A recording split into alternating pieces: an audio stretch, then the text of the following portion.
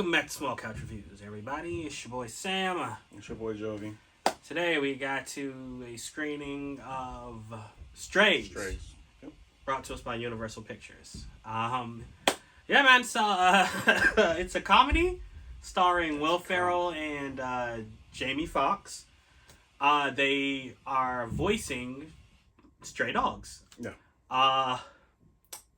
It's kind of hard to talk about this one without spoilers. But I guess the basic premise: Will Ferrell's dog character is in a toxic relationship with his owner, played by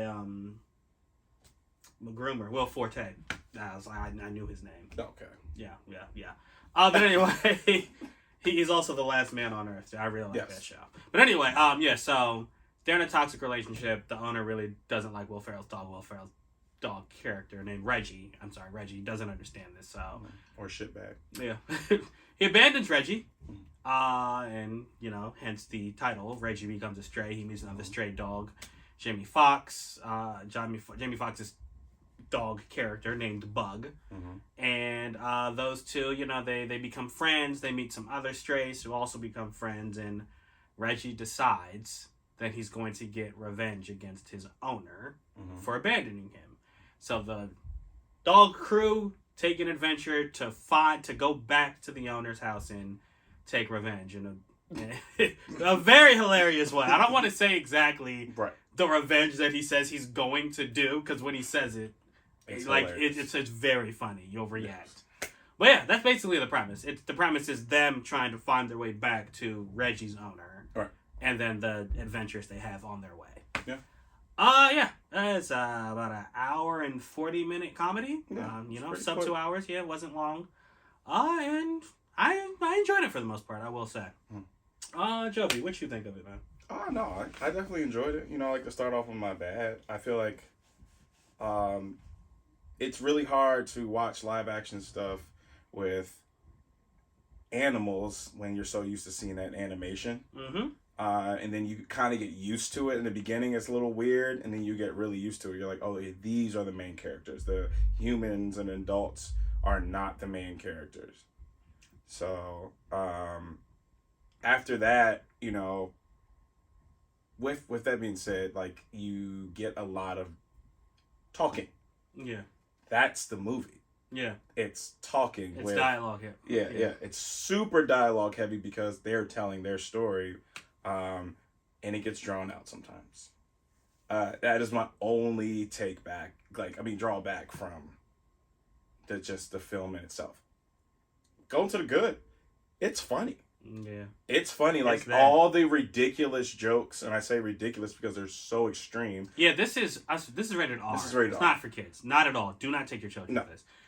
And they earn their R rating. Yeah. Not just the language. The jokes. The jokes. The hijinks they get into, it's all there. Yeah, I mean, the things that you see. Do and see. Yeah. It's an R rated movie. And so with that being said, it's done so good. Yeah. Because it is so outrageous, and you wouldn't think that continuous outrageous comedy would work with dogs, and it does. Yeah. The voice acting is really good, bro. Yeah, it just feels... They put their energy into it, so you feel it. Yeah. And then the dog actors. Yeah, I don't know. Shout out to the animal trainers for this movie. Yeah, it's like even we see. I talk with my hands. The dogs talking with their paws and stuff like that. And that's not CG. That's the dog reacting, or the dog. I think the only putting their legs up, or moving and going into walking into scenes and walking out all that is an actual. It's dog. an actual dog. Yeah. I think the only thing is when they're talking. All that. But I mean, it doesn't. It's not. Yeah. It doesn't look bad. Yeah. I'll say that.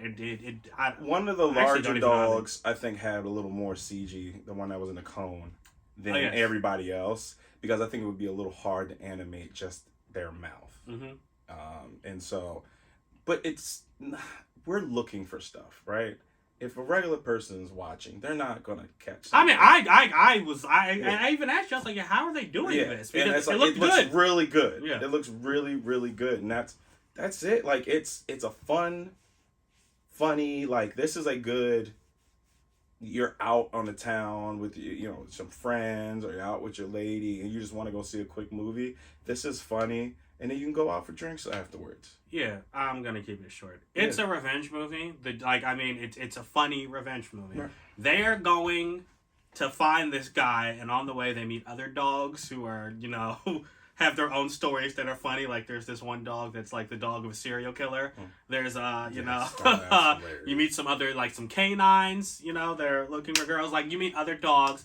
You learn that, like, the dogs just keep, like, talking trash about humans, and they don't really understand human stuff, so it's kind of funny there. They hate mailmen. Yeah, they hate mailmen. Like, it's just like the outrageous funniness just continues on this journey. Yeah. So they ultimately, get to the climax of the film, which itself is it's like all the way to there. Yeah, it's very funny. So I mean, it does its job. Right. That's the thing. The only thing I will say, and I don't think Jovi felt this, or he didn't mention it, so I don't think he felt it as much.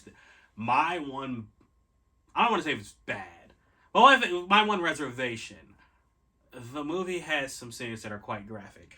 Oh, like there are a couple. There was more than one time where I actually had to, like, turn my head away. He definitely did, because it was gross, bro. There's some gross stuff that happens, and it's like, oh my god, I can't believe you're doing that. Like, just, it was nasty. that's it. And yeah, that's really it, y'all. I mean, I can recommend this. I would watch if it came on, the TV. I would watch it again.